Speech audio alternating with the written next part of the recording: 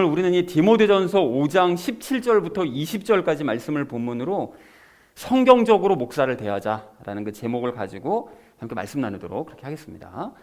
자, 우리가 그 지난주에 거짓 성도들의 특징에 대해서 이제 우리가 알아보면서 관련된 세 가지 이야기를 지난주에 나눴습니다. 첫 번째로 나눴던 이야기가 무엇이었을까요? 네, 그렇습니다. 지난주에 그 말씀에 등장했던 그 믿음 없는 젊은 과부들은 그 게을렀다고 말씀을 드렸었는데요. 근데 그 게으름에 대해서 우리가 이야기를 나누면서 그 예수님께서도 이제 게으름을 싫어하신다. 그러면서 우리가 예를 들었던 것이 요한복음 6장에 그 예수님을 찾아왔었던 그 무리들이요. 그 먹기 위해 찾아왔던 무리들. 아무 일 안 하고 그냥 예수님 때문에 편하게 먹고 살기를 바랐던 그 사람들을 우리가 예를 들어보면서 정말 우리가 부지런해야 된다라는 말씀을 우리가 나눴었죠. 그런데 무작정 바쁘게만 살면 되는 것이냐? 그건 또 아니다. 그래서 우리가 예를 들었던 것이 모르드게하고 블레셋으로 피했었던 다윗이요. 하나님을 무시하고 열심만 냈던. 그래서 우리가 부지런하되 하나님의 일에 대해서 부지런해야 된다. 하나님의 일이라는 것은 예수님을 믿는 것이 이제 하나님의 일이니까 말씀이신 예수님을 부지런히 아는 거예요. 읽어서 알고 그분을 믿으며 살아가는 삶에 부지런을 내야 되고, 한 가지를 더 우리 열심을 내야 될 것이 세상 일도 부지런히 해야 된다고 말씀을 드렸잖아요. 근데 하나님의 일을 열심히 하면서 세상 일까지 같이 하기엔 너무 무리가 되니까, 그래서 우리에게 필요한 게 예수님의 믿음으로 기도하는 것이다 라는 말씀을 드렸었죠. 그래서 우리가 하나님의 일을 열심히 하면서 기도하면 세상 일은 예수님께서 형통하게 이끌어 주신다 라는 얘기를 우리 함께 나눴습니다. 그래서 우리 부지런하게 살아야 된다 라는 얘기를 첫 번째로 나눴고요. 자, 두 번째로 우리 나눴던 얘기가 무엇이었을까요? 네, 그렇습니다. 지난주에 그 젊은 과부들을 보니까 서로 집집마다 돌아다니면서 막 사람들 뒷담화하고 막 그냥 분열 일으키고 막 이런 일들을 했었잖아요. 그래서 이제 입을 통제받지 않으면 결국 이제 사탄을 따라갈 수밖에 없다라는 말씀을 드리면서 그 야고보서 3장 이야기를 나눴었죠. 그래서 야고보서 3장에서 말에 대해서 얘기를 하고 계시는데 주제가 총 세 가지라고 그랬습니다. 야고보서 3장이. 첫 번째는 우리는 그리스도인은 혀를 제어할 수 없다는 사실을 인정을 해야 된다라는 얘기를 우리 나눴고요. 두 번째 주제가 그거였죠. 그리스도인은 한 입으로 두 말을 한다. 근데 이거는 우리 안에 죄 때문에 어쩔 수 없이 일어나는 현상이지만 이거를 당연시 하지는 말고 그런 모습이 나타날 때마다 반성하고 돌이키려고 해야 된다. 그래서 예수님께 우리의 입을 통제받으려고 해야 된다. 그 통제권을 넘겨드려야 된다고 그랬죠. 그래서 마지막 세 번째는 그래서 결국 이제 본을 보이는 삶을 살아야 되는데, 본을 보이기 위해서는 어떻게 해야 되느냐? 결국 우리가 말씀을 읽을 때 혀를 통제받을 수 있는 역사가 일어난다라는 얘기를 지난주에 예를 들어서 말씀을 드렸습니다. 그리고 늘 말하기 전에 예수님께 여쭤보면서 말을 해야 된다라는 말씀도 드렸었죠. 자, 그런가 하면 마지막 세 번째로 나눴던 이야기가 무엇이었을까요? 대적에게 기회를 주지 말자. 네, 그렇습니다. 그래서 그 지난주 그 과부들처럼 계속해서 그냥 게으른 삶을 살고 그냥 말도 그냥 막 하고 이런 삶을 살면 결국은 갈 수 있는 곳이 나중에 지옥밖에 없다라는 말씀을 이제 드렸었죠. 그러나 우리는 이제 구원을 받았기 때문에 사실은 이렇게 말을 뭐 막 하거나 아니면 우리가 뭐 늘 게으른 가운데 빠져 있거나 이러지는 않습니다. 하지만 옛 습관들이 남아 있기 때문에 그런 모습을 이제 고쳐야 된다고 그랬죠. 그래서 그걸 안 고치고 계속 이제 버티고 있으면 그 옛 습관을 고치시기 위해서 예수님께서 우리를 무서운 이제 고난 가운데로 넣으실 수도 있다라는 얘기를 나눴었죠. 그러면서 마지막으로 바로 이것이 은혜의 삶이다. 그러니까 은혜의 삶이라는 것이 늘 장밋빛 미래가 아니라 사실은 죄와 싸우고 거룩을 향해 나아가는 이런 과정인 것이다. 그래서 우리가 영의 기쁨을 누리는 이런 상태가 되어야 된다는 얘기를 마지막 세 번째로 나눴습니다. 자, 그래서 사랑하는 우리 나눔 있는 교회 성도님들 모두는 말씀과 기도를 통해서 여러분 죄를 이기시면서 영적, 육적으로 부지런한 삶을 살아가시기 바랍니다. 여러분, 그리고 또 입도 예수님께 통제받으시기 바랍니다. 그렇게 사탄에게 기회를 주지 말고 늘 승리하셔서 은혜의 삶을 살아가시는 저 여러분 되어지시기를 다시 한번 주님의 이름으로 간절히 축원드립니다. 지난주 같은 경우에는 거짓 성도의 특징에 대해서 이제 말씀을 나눴었다면, 이번 주 같은 경우에는 장로들을 대하는 태도에 대해서, 그러니까 목사들을 대하는 태도에 대해서 이제 어떻게 대해야 되느냐에 대해서 이제 말씀을 하고 있습니다. 그래서 이번 주 주제를 이렇게 잡았는데요. 성경적으로 목사를 대하자라는 것을 주제로 이제 각절 말씀 나누는 시간 가지도록 하겠습니다. 먼저 17절 말씀 우리 함께 읽도록 하겠습니다. 잘 다스리는 장로들을 두 배나 존경할 자로 여기되 특별히 말씀과 교리로 수고하는 자들에게 그리할지니라 라고 말씀합니다. 여기 다스리는 장로들이라는 것은 예전에 그 고린도전서 12장 28절에서도 말씀드린 적이 있었는데요. 교회의 행정적인 업무를 맡은 목사를 다스린다라고 표현을 합니다. 그래서 그 행정적인 업무를 맡은 목사들을 존경할 자로 여겨야 된다라고 얘기를 하고 있죠. 그러니까 그런 사람들은 교회를 위해서, 교회를 잘 운영하기 위해서 수고를 하고 있는 사람들이기 때문에 존경할 자로 여겨야 한다라고 권면을 하고 있습니다. 그리고 말씀과 교리로 수고하는 자들이라는 것은 말씀과 교리를 가르치는 그런 목사들을 의미합니다. 그러니까 이거를 봐서 에베소 교회는 규모가 컸기 때문에 이렇게 행정적인 업무를 담당하는 목사, 또 말씀과 교리를 담당하는 목사 이렇게 다 따로따로 그 역할들이 나눠져 있었다는 것, 사역이 나눠져 있다는 사실을 우리가 참고를 할 수가 있죠. 자, 그런데 그리할지니라라는 것이 이제 똑같이 존경할 자로 여기라는 거죠. 그러니까 그들도 역시 두 배나 존경할 자로 여겨야 된다. 말씀과 교리를 가르치는 수고하는 사람들을 존경해라라고 말씀하고 있습니다. 근데 참고로 이 편지의 수신자가 디모데잖아요. 그러니까 디모데에게 보내는 편지인데 디모데에게 그 장로들을 존경하라고 말한 것은 당연히 아니겠죠. 그러니까 성도들을 그렇게 이제 가르쳐야 된다라고 디모데가 목사들과 성도들에게 이렇게 생활을 해야 된다는 것을 가르쳐라라고 얘기했다는 것을 확인하면 좋겠습니다. 17절 말씀을 이렇게 정리할 수 있겠는데요. 행정 업무를 잘하는 목사들을 많이 존경하고 특별히 말씀과 교리로 수고하는 목사들을 많이 존경하도록 하여라라는 것이 17절의 의미가 되겠습니다. 자, 이어진 18절 말씀 우리 함께 읽도록 하겠습니다. 성경 기록이 이르기를 너는 곡식을 밟는 소의 입에 마개를 씌우지 말라 하고 또 일꾼이 자기 품삯을 받는 것이 합당하니라 하느니라 라고 말씀합니다. 여기 두 번째 이제 주제가 각 절마다 주제가 다르거든요. 근데 18절 같은 경우에는 이제 사례비에 대해서 얘기를 하고 있습니다. 그래서 곡식을 밟는 소의 입에 마개를 씌우지 말라는 것은 성경 기록이거든요. 신명기서 25장 4절 말씀입니다. 그리고 이 아래쪽에 있는 거는 구약 성경에 없어요. 여기 일꾼이 자기 품삯을 받는 것이 합당하다라고 말씀하신 건 예수님 말씀이거든요. 이 마태복음 10장 10절과 누가복음 10장 7절 말씀입니다. 그러니까 예수님의 말씀인데 무엇을 알 수 있는가 하면 여기 분명히 뭐라고 돼 있죠? 성경 기록이 이르기를이라고 돼 있잖아요. 그러니까 예수님께서 말씀하신 것은 이때 당시에는 이제 구약 성경만을 성경이라고 그랬는데 성경 기록이라고 써놓은 걸 보니까 예수님의 말씀도 이미 기록이 되었고, 그죠? 복음서가 이미 기록이 되었고 그것이 성경으로 인정받고 있었다는 사실을 이런 구절을 통해서 확인할 수가 있는 거죠. 그러니까 성경이 완전히 완성된 건 한 AD 90년 정도 돼야 이제 완성이 되는데 그렇게 되기 전에도 예수님께서 하셨던 그 말씀을 적어놓은 그 복음서는 이미 성경으로 인정받고 있었구나라는 사실을 우리가 이제 확인할 수가 있습니다. 자, 그런데 한편 그 행정 업무나 말씀과 교리로 수고하는 목사들은 이제 교회의 일꾼이기 때문에 그래서 그 사람들이 품삯을 받는 것은 합당한 일이다라고 이제 얘기를 했다는 것이 18절의 의미가 되겠습니다. 그래서 전체 의미를 이렇게 정리할 수 있겠는데요. 이제 성경은 곡식을 밟는 소의 입에 마개를 씌우지 말 것과 그리고 일꾼이 품삯을 받는 것이 합당한 일이라고 말씀을 하신다라고 얘기했다는 것이 18절의 의미가 되겠습니다. 자, 이어진 19절 말씀 우리 함께 읽도록 하겠습니다. 장로에 대한 고발은 두세 증인 앞에서가 아니면 받지 말라라고 말씀합니다. 장로에 대한 고발이라는 것은 목사가 이제 잘못했을 경우에 그러면 교회에 고발을 할 수 있다는 거예요. 고발을 해야 되고요. 그래서 그 사람의 잘못을 치리를 해야 된다는 거죠. 징계를 해야 된다는 거예요. 그런 목사에 대해서는. 그러나 주의를 해야 된다는 거죠. 뭐냐면 그 일을 잘 알아보고 신중하게 처리해야 된다는 거예요. 함부로 그냥 좀 마음에 안 들어 그런다고 고발해버리고 이럴 게 아니라 정말 잘못한 게 맞는가라는 거를 여러 사람이 얘기를 해보고 정말 맞다면 그때 가서 이제 고발을 해라. 정말 신중하게 그 일을 결정을 해라라고 얘기했다는 것이 19절의 의미가 되겠습니다. 먼저 이제 전제를 깔아놓고 20절에서 이제 관련된 얘기를 또 하고 있습니다. 그래서 19절 의미를 이렇게 정리할 수 있겠는데요. 목사에 대한 고발은 두세 명의 증언이 확실한 경우에만 받으라라고 얘기했다는 것이 19절의 의미가 되겠습니다.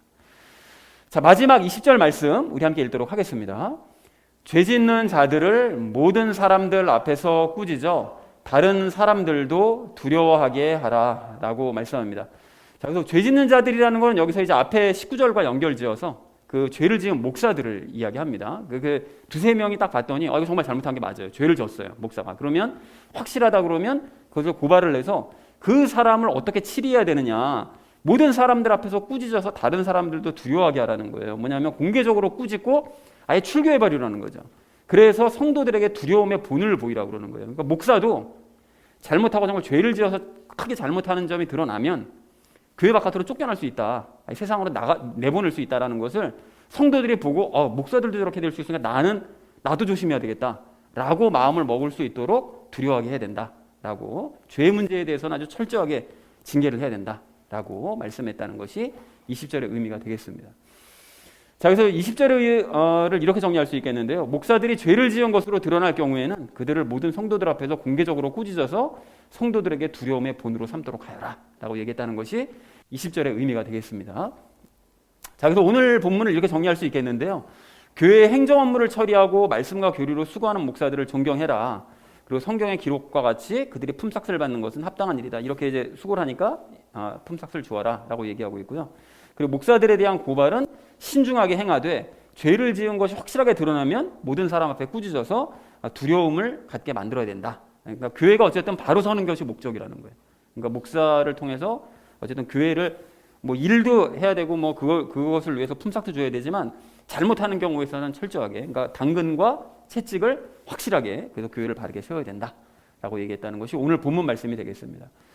자, 그래서 지난 3장을 보시면 이제 목사의 자격에 대해서 말씀을 했었잖아요. 감독의 자격에 대해서 감독은 이러이러해야 된다라고 말씀을 했다면, 지금 5장 이 마지막 부분, 오늘 우리가 나눈 부분에서는 목사를 어떻게 대해야 되느냐, 이 태도에 대해서 얘기를 하고 있습니다. 이게 지금 현대교회 같은 경우는 목사하면 너무 목사를 막 이렇게 막 하나님보다 더 높이잖아요. 그래서 예전에도 말씀드렸지만 뭐 지휘할 때도 목사 얼굴 보고 지휘하거든요. 이런 교회가 있어요. 그러니까 너무 지금 목사를 이렇게 높여놨기 때문에 그 목사를 어떻게 대하는 것이 바른 태도냐, 이것에 대해서 오늘 말씀하고 있는 것이죠. 자, 그래서 우리가 이제 적용 시간에 이제 3가지 이야기를 나눌 건데, 그 목사를 존경하는 것에 대해서, 그리고 2번째는 사례비에 대해서, 그리고 마지막 3번째는 목사의 잘못에 대해서 오늘 각절에서 말씀하시는 것을 주제로 삼아서 그 나머지 이야기를 이제 적용하면서 이야기 나눌 건데요. 그래서 오늘 이제 주제요, 성경적으로 목사를 대하자라는 것을 주제로 나머지 이야기는 삶에 적용하면서 말씀 나누도록 하겠습니다. 성경적으로 목사를 대해야 될 우리가 오늘 첫 번째로 함께 나눌 말씀은 존중하자라는 것입니다. 여러분 오늘 17절 말씀을 좀 다시 보십시오. 이제 보시면 바울이 어떤 목사들을 존경하라고 말을 하죠? 신방 자주 하면서 위로해 주는 목사, 또는 학벌 좋은 목사, 뭐 널리 유명하게 알려진 목사, 아니면 큰 교회 목사, 이런 사람들 존경하라 그러느냐? 전혀 아니죠. 그런 사람들은 해당 사항 없습니다. 지금 존경받는 이런 조건을 갖춘 사람은 해당 사항이 없습니다. 뭐냐면 교회 업무를 성실하게 수행하고 말씀과 교리를 가르치는 일로 수고하는 목사를 존경해라, 이렇게 얘기를 하고 있다는 거예요. 특별히 말씀과 교리를 가르치는 목사를 이제 존경하라고 말을 하는데요. 왜 그렇게 말을 하느냐 하면 말씀이 그만큼 중요하기 때문에 이렇게 얘기를 하는 것입니다. 바울도 사실은 말씀과 교리를 가르치는 일에 열심을 다했죠. 그러니까 이런 사람을 존경해야 된다, 이렇게 얘기하는 거죠. 자, 그래서 그런 의미에서 이 시간 여러분과 지겹도록 말씀을 강조하고 말씀과 교리를 설명하는 일에 진심은 좀 저를 좀 생각해 주셨으면 좋겠는데요. 좀 쑥스럽긴 하지만 성경에서 그렇게 하라고 말씀하시니까 이 부분에서 얘기를 좀 나눴으면 좋겠습니다. 그래서 저는 존경까지 바라지는 않고요. 여러분께 존중을 받고 싶습니다. 여러분, 제가 왜 존중을 받고 싶으냐 하면 몇 가지 이유가 있거든요. 일단 제가 허튼 것이나 잘못된 것을 가르치지는 않는 것 같아요, 여러분께. 그래서 결과적으로 여러분을 죽음의 길이 아닌 생명의 길로 인도하고 있다라고 생각을 합니다. 일례로 여러분 한번 생각해 보십시오. 제가 설교 시간이나 아니면 성경 공부 시간에 뭐 말씀과는 아무 상관도 없는 그런 이야기들, 뭐 인간적인 어떤 이야기들, 그런 말들을 막 예화, 막 그냥 남들이 했던 예화나 뭐 어떤 사건들을 끄집어내 가지고 뭐 그런 것들이나 잔뜩 얘기하고 설교 마치거나 성경 공부 마치느냐, 그러진 않죠. 그리고 아니면 뭐 말씀에도 없는 제 개인적인 주장을 설교 시간 또 성경 공부 시간을 빙자해서 막 열심히 가르치거나 이러지도 않는다는 것이죠. 그리고 또는 실제의 삶은 막 방탕하면서 막 말로만 막 설교 시간에 열심히 입으로 떠들어대느냐, 그런 것도 아니라는 거예요. 그래서 저는 성경에서 말씀하는 것이 정말 참 진리고, 이 진리뿐만이 아니라 이것이 우리의 삶 가운데 적용 가능한 것들이다 라는 것을 증명해 드리기 위해서 최선을 다하고 있다고 생각을 합니다. 제 나름 입장에서 그렇게 생각을 해요. 그리고 이러한 형식적인 것뿐만이 아니고요, 사실은 더 중요한 것은 성경의 내용 중에서도 가장 중요한 비밀이자 가장 중요한 교리를 우리가 나누고 있다고 생각을 합니다. 그래서 이것도 역시 주일 설교를 우리가 그 마태복음서부터 시작을 해서 시간 순서별로 쭉 신약 성경을 따라와서 지금 현재 디모데 전서까지 온 거거든요. 근데 이것까지 오는 동안 성경의 가장 중요한 진리이자 교리가 바로 연합의 교리다, 이거를 제가 수시로 여러분께 증명을 해드렸었고요. 그리고 이것이 바른 길로 걷는 교리라는 사실을 수없이 많이 확인을 시켜드렸습니다.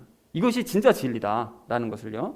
그리고 무엇보다 이 귀한 교리를 제가 저 혼자만 알고 저 혼자만 누리려고 하는 것이 아니라 함께 누리기 위해서, 그래서 여러분 제가 여러분께 말씀을 읽고 그래서 그 교리를 직접 발견하셔라, 직접 깨달으셔라, 내가 발견한 것을 여러분들도 직접 읽어보면서 이게 진짜 진리가 맞구나라는 것을 발견하셔라 라는 의미에서 제가 말씀 읽는 방법까지 계속 그동안 말씀드리고 있었다는 사실을 여러분 꼭 기억해 주셨으면 좋겠습니다. 그래서 정리를 하자면 제가 이렇게 이제 말씀과 교리에 전적으로 매진하면서 수고하고 있기 때문에, 아니 그렇다고 여러분께서 생각을 해 주신다면 그러면 오늘 17절에서 말씀하시는 것처럼 존경까지는 아니더라도 적어도 존중을 해달라는 것입니다.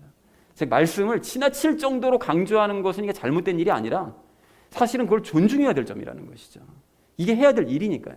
그래서 바울도 17절에서 2배나 존경해라 라고 이제 강조한 것이 그 이유라는 거예요.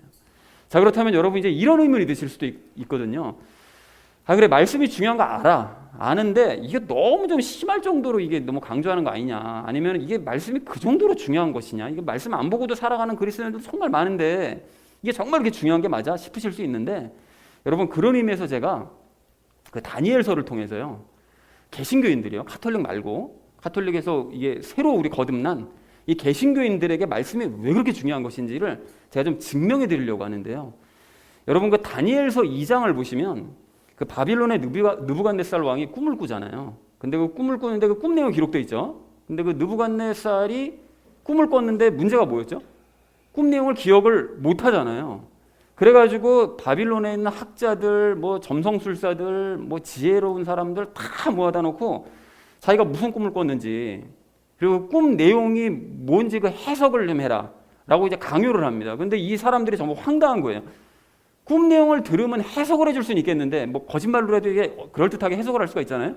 근데 해석을 해줄 수 있겠는데 꿈 내용 자체를 물어보는 건 이런 경우는 없었다. 그러니까 제발 좀 우리에게 꿈 내용만 얘기해달라 막 설득을 합니다, 왕을. 그러니까 왕이 열받은 거예요. 그래가지고 이것들 다 죽여버려. 아무것도 모르는 것들은 다 죽여버려. 이렇게 이제 명령이 떨어졌단 말이죠. 그래서 다니엘과 세 친구들도 이제 죽게 생겼습니다. 그래서 이제 다니엘이 그 얘기를 듣고 호위대장한테 가가지고 이제 부탁을 해요.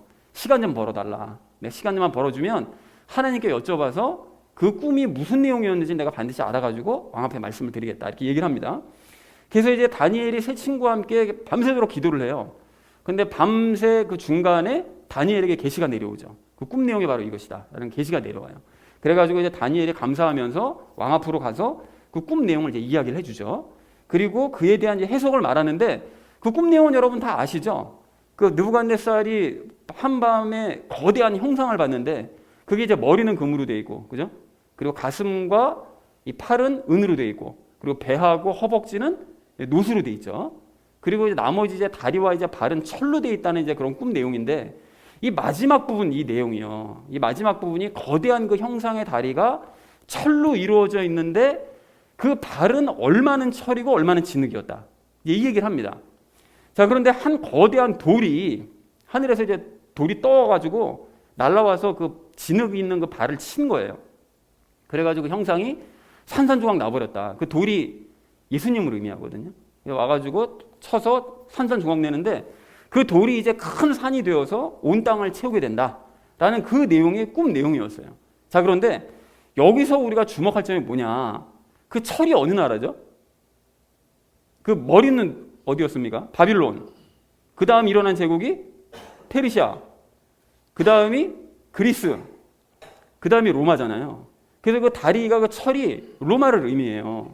그런데 보통은 이 부분들을 이제 해석을 할 때, 그러니까 강한 나라 로마. 근데 이 부분을 해석할 때 예수님께서 이 땅에 오신 이후부터 로마를 비롯한 그 이후의 모든 나라는 다 붕괴가 되고, 예수님께서 이 땅에 태어나실 때부터, 그러니까 기독교가 그 이후로 하나님의 나라가 온 땅을 가득 채우고 세상을 다스리게 된다. 이제 이런 해석들을 하거든요. 근데 이 부분이 약간 두루뭉술하게 해석을 해요. 그러니까 예수님께서 태어나셔서 이 땅에 오실 때부터 로마는 무너진 거다. 그래서 서기 313년에 실제로 그 콘스탄티누스 황제가 그 기독교를 로마의 국교로 인정을 해버려요. 이제 그러면서 로마 자체가 이제 기독교 국가가 되는데, 그런데 이때로부터 로마는 망한 거다, 이제 이렇게 생각하는 사람들도 있고요. 또 예수님께서 태어나실 때부터 로마는 망하기 시작한 거다, 이렇게 해석하는 사람들도 있는데, 이 부분이 찜찜한 게 뭐냐면 로마가 완전히 망해버리지 않았거든요. 다니엘의 꿈에서 뭐라고 그랬어요? 산산조각이 나버린다고 그러잖아요. 근데 산산조각 안 났어요. 그런데 그렇게 해석들을 한단 말이죠. 그래서 이 부분이 늘 찜찜했었는데 근래에 이 부분이 좀 자세하게 깨달아진 거예요. 즉 다니엘서를 보면 철과 진흙으로 나뉘어진 점을 강조를 해요. 그리고 이게 다시는 연합이 안 되더라, 이걸 강조합니다. 그 로마가 다시는 연합이 안 돼라고 강조를 해요. 이게 왜 강조했느냐? 로마가 철처럼 강한 나라인 건 맞는데 시간이 지나면서 느부갓네살 꿈처럼 철과 진흙으로 나뉘듯이 로마가 동로마와 서로마로 나뉘어요. 나뉩니다. 근데 왜 나뉘었냐? 교황이 둘이 생겨서 나뉜 거예요. 여러분, 교황이 실체가 뭔지 아세요? 그 로마의 원래 황제 있잖아요. 황제하고 그 기독교 국가가 되면서 기독교의 수장하고 황제하고 합쳐진 게 교황이에요. 아시겠죠? 종교의 수장하고 황제가 합쳐서 교황이 된 거예요. 근데 그 교황이 둘이 생겨버리니까 둘이 합의점을 찾지 못해가지고 결국은 나라가 반쪽 나가지고 동로마 서로마로 이제 나눠지더라는 것입니다. 그리고 서로마는 게르만족의 침입으로 계속 고통을 받다가 그러다가 결국은 서기 476년에 망해버려요.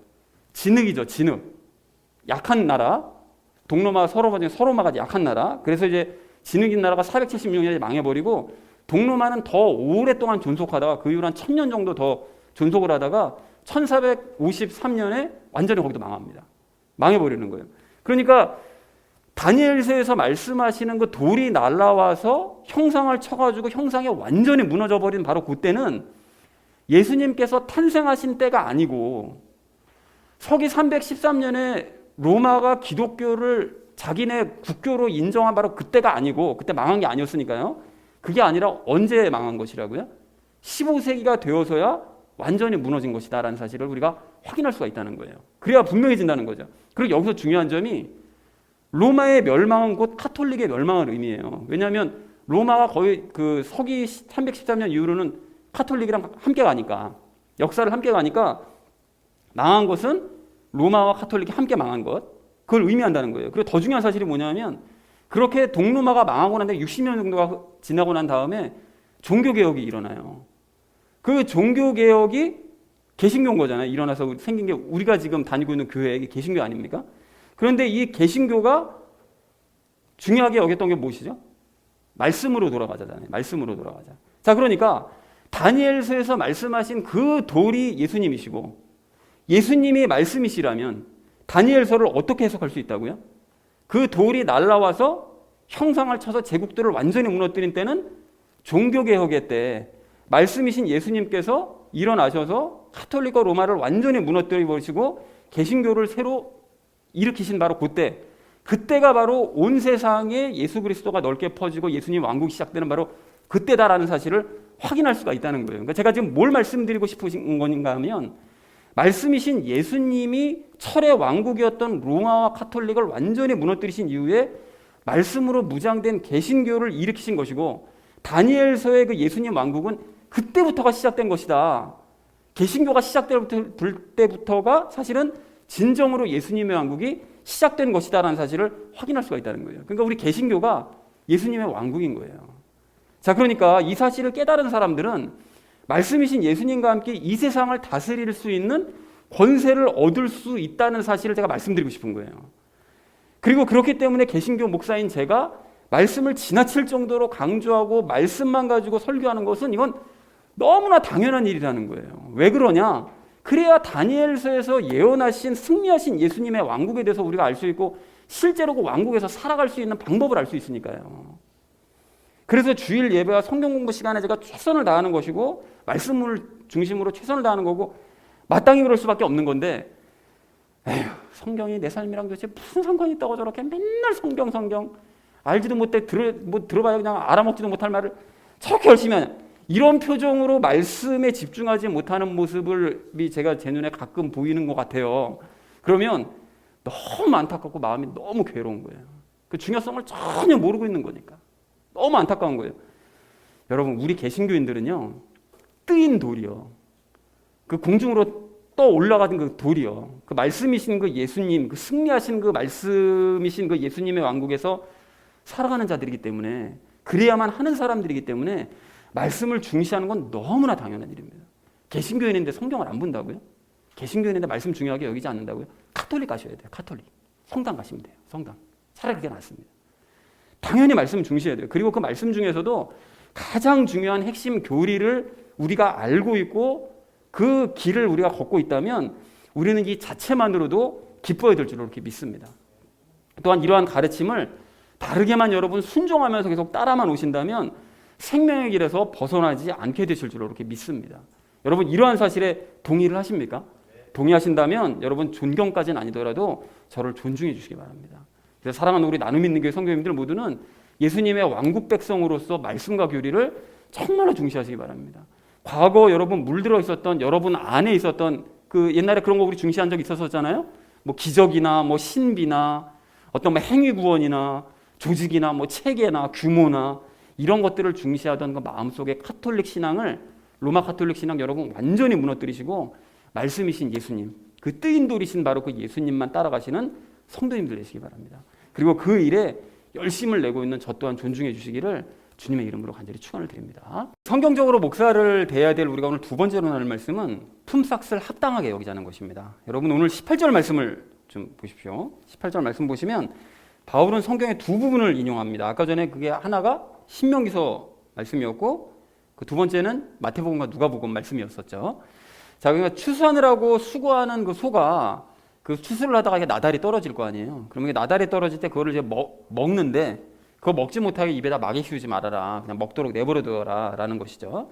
그리고 일꾼이 품삯 받는 것은 합당한 일이다. 이제 이렇게 말씀을 하시더라는 거예요. 그래서 예전에도 말씀을 드렸지만 그 베드로를 비롯한 사도들은 사실은 그 복음을 전하면서 사례비를 교회로부터 받았습니다. 그 고린도서에 그 기록이 되어져 있죠.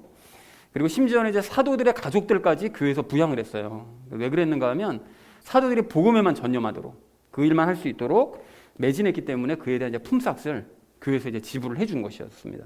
근데 사례비를 받지 않는 사람들도 있었죠. 누구였는가 하면 바나바와 바울이 안 받았었어요. 그러니까 그들은 복음을 전하면서도 이제 사례비를 안 받았는데 여기서 좀 확실하게 아셔야 될 건 뭐냐면 바나바와 바울이 사례비를 안 받았던 것은 고린도 교회에서만 안 받았습니다.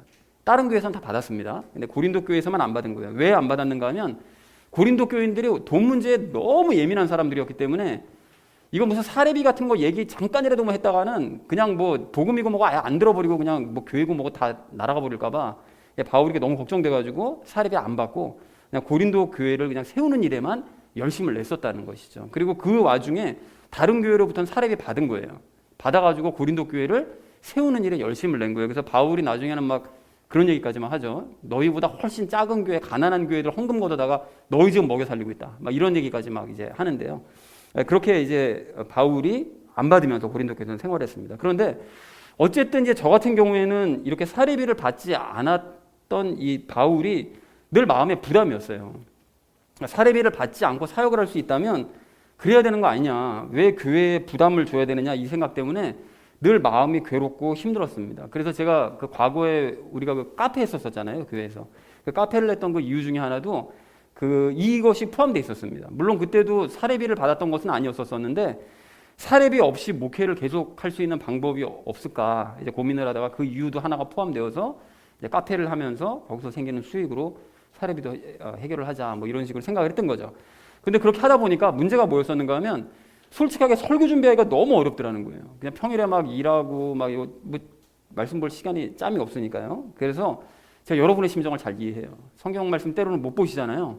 그건 또 일이 너무 바쁘시다 보니까 못 볼 수밖에 없겠다라는 걸 이해를 합니다. 하지만 포기하지 마셔야 돼요. 계속 하셔야 됩니다. 그래야 예수님께서 길을 열어주시니까요.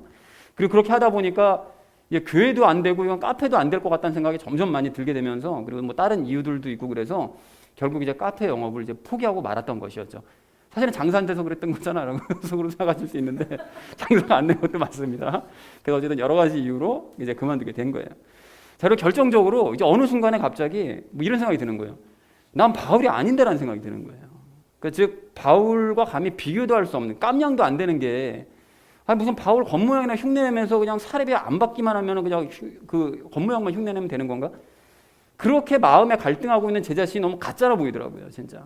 뭐 바울 같지도 않은 게 무슨 뭐 그런 거 가지고 갈등을 해. 뭐 이런 생각이 드는 거예요. 그래서 이런 여러 가지 이유들 때문에 이제 더 이상 사례비 때문에 괴로워하지는 않기로 했습니다. 여러분 사례비 받는 것을 제가 뭐 마땅하다 이렇게 생각하겠다는 것은 아니지만 그동안에 가지고 있었던 마음의 부담감만큼은 좀 덜어야 되겠다는 생각이 들더라는 거예요. 그리고 고린도전서 9장 11절 말씀을 보니까 우리가 너희에게 영적인 것들을 뿌렸은즉 너희의 육적인 것들을 거둔다 해도 그것이 큰일이냐 이렇게 바울이 얘기를 해요. 그러니까 영적인 말씀들로 준비하는 것으로 수고를 했다면 육신의 필요를 위한 사례비 받는 것을 괴로워할 필요까지는 없겠다라는 생각이 이제 들더라는 것입니다. 그렇기 때문에 여러분들도 제가 사례비 받는 것에 대해서 뭐 혹시 부당하다고 생각을 하시거나 아니면 뭐 의문을 품거나 뭐 이러지 마시고 도리어 이해해 주시기를 부탁드리도록 하겠습니다. 결정적으로 오늘 17절에서 일꾼이 품삯받는 것은 합당한 일이다라고 말씀하신 분은 예수님이세요. 그러니까 예수님의 말씀에 순종하겠다는 마음으로 이해를 해주신다면 감사하겠습니다. 물론 제가 말은 이렇게 하지만 사실 우리 성도님들 각자가 생활이 너무 힘들다는 걸 알기 때문에 그래서 사례비가 늘 신경이 쓰이는 건 사실이에요. 그게 늘 마음에 부담이고 걸림이 돼요. 항상. 뭐 그렇다고 뭐 제가 뭐 한 달에 뭐 몇백씩 받는 거 아니지만 뭐 그 금액을 받는 것조차도 마음에 걸림이 돼요. 자꾸. 이게 괴로운데 그런데 그런 저에게 문득 떠오른 사람들이 누구였는가 하면 마케도니아 성도들이었습니다.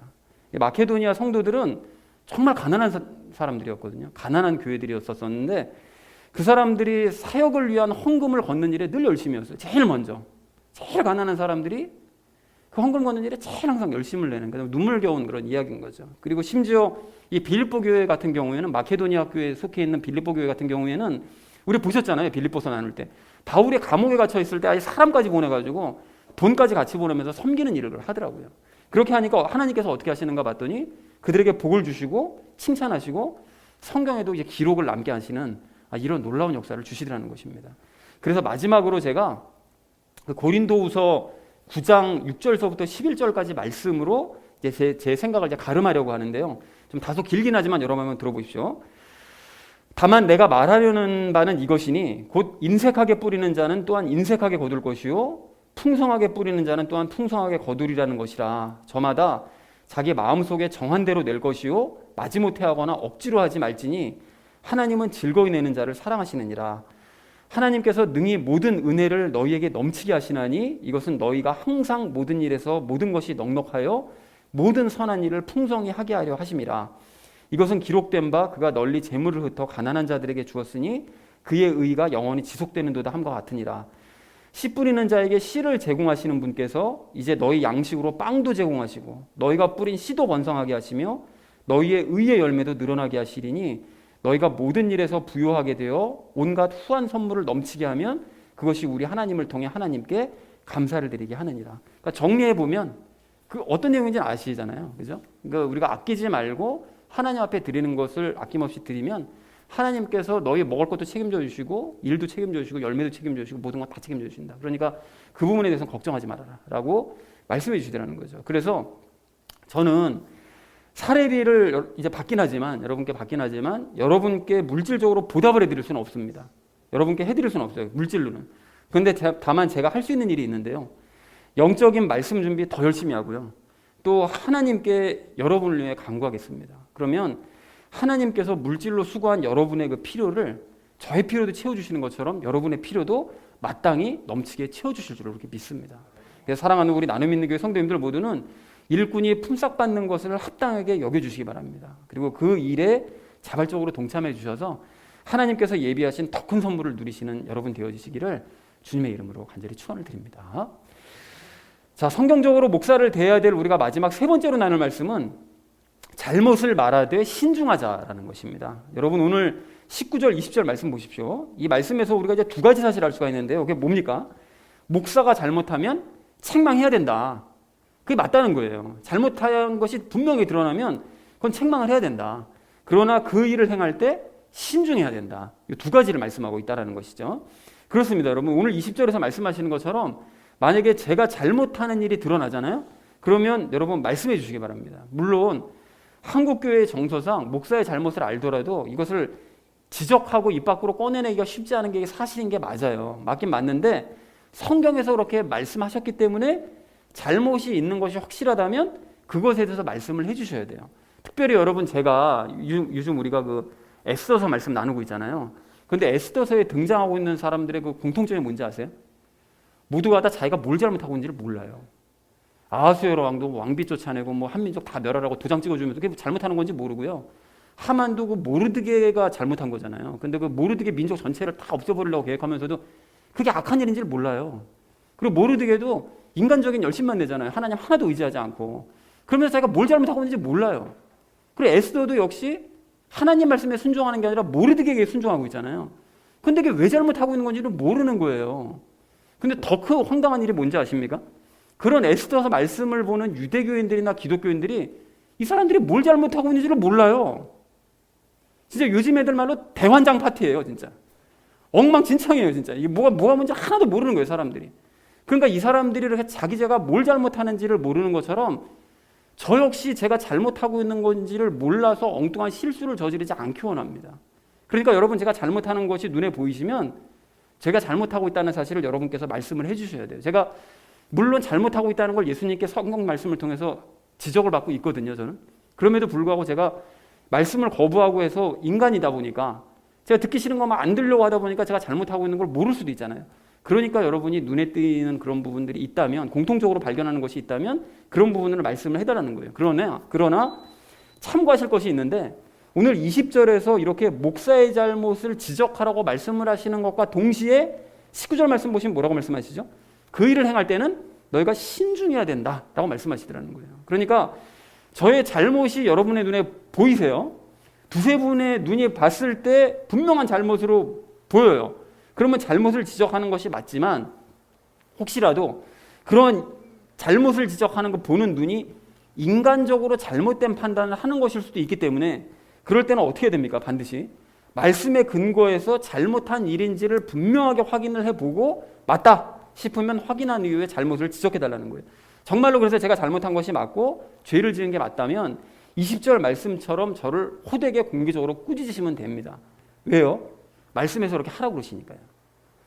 그리고 그렇게 말씀의 근거에서 저의 잘못을 지적해 주시고 꾸짖어 주시면, 그러면 저도 말씀의 근거에서 분명히 잘못한 게 드러났으니까 저도 제 잘못을 인정할 수 있고 반성할 수 있을 거예요. 그러나 만약에 그렇게 하지 않고, 야, 엄목사는 저게 문제인 것 같아, 내 생각에 엄목사는 저게 문제인 것 같은데, 여러분 이렇게 생각을 하시면서 저의 잘못을 지적하셨는데, 이렇게 말씀에 비춰봤더니 잘못이 아니라 그렇게 보는 시각이 잘못된 거예요. 이렇게 되면 정말 난감한 거잖아요. 그렇게 되면 이제 비난하는 것밖에 되는 것이 되지 않기 때문에 말씀을 근거로 신중하게 판단해서 잘못을 지적해 달라는 것입니다. 그리고 이제 또 한 가지요. 이런 잘못 말고 저에게 이제 아쉬운 점도 있으실 거예요. 이게 왜 없겠습니까? 당연히 있으시겠죠. 있으실 텐데 그런 아쉬운 점도 당연히 여러분께서 말씀해 주시기 바랍니다. 그런데 아쉬운 점을 말씀하실 때도 좀 신중하게 판단하실 것이 무엇인가 하면, 비난하듯이 말씀하지 마시고 대안을 함께 말씀해 주셨으면 좋겠다는 거예요. 그러니까 즉, 저에 대해서 아쉬운 점을 말씀을 해 주시려고 하시면 대안을 준비해 주신 상태에서 말씀을 해달라는 것이죠. 여러분 왜 그러셔야 되는가 하면, 그 40년 동안 그 광야 생활했던 이스라엘 백성들 있잖아요. 그 이스라엘 백성들의 가장 큰 문제가 무엇이었는가 하면, 광야에서 생활하다 보니까 이게 아쉬운 점이 너무 많잖아요. 부족한 것도 많고 아쉬운 것도 많은데, 그렇게 아쉬운 점들을 그 사람들이 말할 때를 보니까 늘 아쉬움만 말하고 불평만 말하는 거예요. 그게 너무 안타까운 거죠. 그래서 가령 물이 없으면, 아니 지금 물이 없어서 모두가 죽게 생겼는데 하나님이 왜 가만히 계십니까? 아니 그러면 우리가 기도를 하면 되는 거예요? 아니면 모세 당신이 하나님께 부탁하실 거예요? 이렇게 적어도 물어보든지, 아니면은 뭐 정탐꾼들이 갔다 와가지고 가나안 땅에 대해서 보고할 때 뭐 거인들이 많아가지고 우리는 다 죽게 생겼어, 이런 얘기 했었을 때도, 아 그러면 저 거인들을 어떻게 상대하라는 겁니까? 그럼 우리가 무슨 뭐 어떻게 대책을 따로 마련을 해야 돼요? 아니면 뭐 하나님께서 해결해 주신다고 말씀을 하셨어요. 적어도 대안을 얘기하지는 못할지언정 대안을 물어보기라도 했었으면 이게 불평이 안 될 텐데, 이스라엘 백성들은 어떻게 합니까? 그냥 불평만 쏟아내는 거예요. 그냥 불평만. 이건 이래서 문제다, 저건 저래서 문제다, 난 죽겠는데 하나님은 나 몰라라 한다, 이제 우리 어쩌냐, 우리 이제 다 죽게 생겼다, 이제. 그냥 입 통제 못하고 그냥 그 불평과 그냥 아쉬움만 그냥 쏟아내더라는 거예요. 그러니까 그 사람들 전부 어떻게 됩니까? 그렇게 불평했던 사람들이 단 한 명도 가나안 땅에 들어가지를 못해요. 그리고 다 광야에서 그냥 생을 마감하더라는 거예요. 이게 얼마나 허무한 일이라는 거예요. 그러니까 여러분, 대안 없이 불평만 해대던 그 사람들을 잘 생각해 보시면 그 사람들이 왜 그랬을까? 여러분 생각해 볼 수 있잖아요. 그게 왜 그랬을까요? 하나님이 의식이 안 되는 거예요. 인식이. 하나님 인식이 안 되니까 불평만 하는 거예요. 그런데 이게 우리도 마찬가지라는 거죠. 저에게 아쉬운 점을 말씀하실 때도 마찬가지지만 가족들에게도 아쉬운 점을 말할 때가 있잖아요. 아니 가까운 사람에게 아쉬운 점을 말할 때가 있잖아요. 여러분 그렇게 말씀하실 때 불평만 얘기하고 뭐 내가 아쉬운 점만 얘기하는 이런 경우를 가만 생각해 보면 하나님 의식하지 않고 있을 때 이렇게 말을 해요. 하나님 전혀 의식하지 않고 그냥 불평만 쏟아내는 거예요. 그렇기 때문에 내가 입에서 그렇게 되는 경우에는 불평만 나올 수밖에 없다는 사실을 깨닫고 반성해야 돼요. 반성. 아, 내가 상대방에게 이렇게 아쉬운 점만 계속 떠들어대고 이 불평만 하는 것은 하나님 전혀 인식하지 않고 있는 상태로구나. 이걸 아셔야 된다는 거죠. 그렇기 때문에 저에게 아쉬운 점은 얼마든지 말씀하셔도 좋지만 항상 대안을 제시해 주면서 말씀해 달라는 것입니다. 그렇지 않으면 본인한테도 안 좋고 저도 상처받게 되는 거예요. 그러니까 그렇게만 해주신다면 저는 아쉬운 의견들을 언제든지 환영합니다. 그래야만 저나 우리 모두가 똑바른 길로 갈 수 있기 때문에 그렇다는 것이죠. 자, 그래서 오늘 말씀을 이제 종합 정리해 보자면 성도들은 목사를 대할 때 형제처럼 대해야 된다는 사실을 알 수가 있습니다. 이게 뭔 소리냐? 목사를 존경하라고 그랬다고 해서 너무 높이면 안 된다는 거예요. 그렇게 되면 후반절 말씀처럼 책망을 할 수가 없잖아요. 너무 높여놓으면 어떻게 잘못을 지적하겠습니까? 반대로 목사의 잘못을 책망하라고 그랬다고 그래가지고 너무 목사를 낮춰보셔도 안 되는 거예요. 그러면 그 사람을 존경커녕 어떻게 존중도 못할 거 아니겠어요? 자, 그래서 사랑하는 우리 나눔 있는 교회 성도님들 모두는 목사를 대하실 때 저뿐만이 아니라 모든 목사들을 대하실 때 눈높이에서 바라보시면서 잘잘못을 말씀을 하시되 성경을 근거로 해서 늘 말씀을 하시고 말씀 측면에 있어서는 목사를 존중해 주시기 바랍니다. 그렇게 하나님의 말씀대로 따르는 교회를 함께 만들어 가시는 저와 여러분 되어지시기를 주님의 이름으로 간절히 축원을 드립니다. 성경적으로 목사를 대하자라는 것을 주제로 말씀 나눴습니다. 첫 번째로 우리가 존중하자라는 말씀 나눴는데 이것과 이것으로 수고하는 목사를 존중하자고 그랬죠. 무엇입니까? 말씀과 교리로 수고하는 목사를 존중하자. 그리고 다니엘서의 철의 왕국은 어떤 나라였다? 로마였다. 그리고 그 로마가 완전히 무너진 이후에 종교개혁이 일어난 것이 이게 우연이 아니다. 그러니까 결국 그 돌이 와가지고서는 그 로마를 쳐가지고 완전히 산산조각 낸 것은 결국 종교개혁이 일어난 때.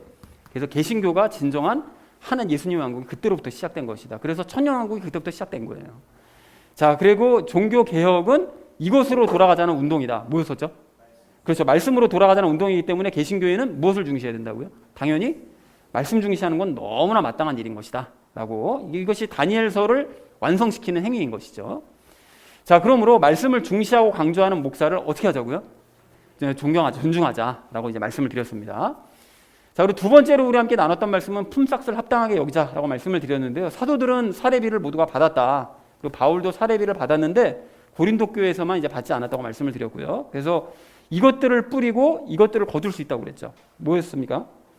영적인 것들을 뿌렸으면 육적인 것들을 거둘 수가 있다라고 이제 성경에서 이제 말씀을 하시죠. 그래서 하나님은 즐거이 내는 자의 무엇을 채워주실까요?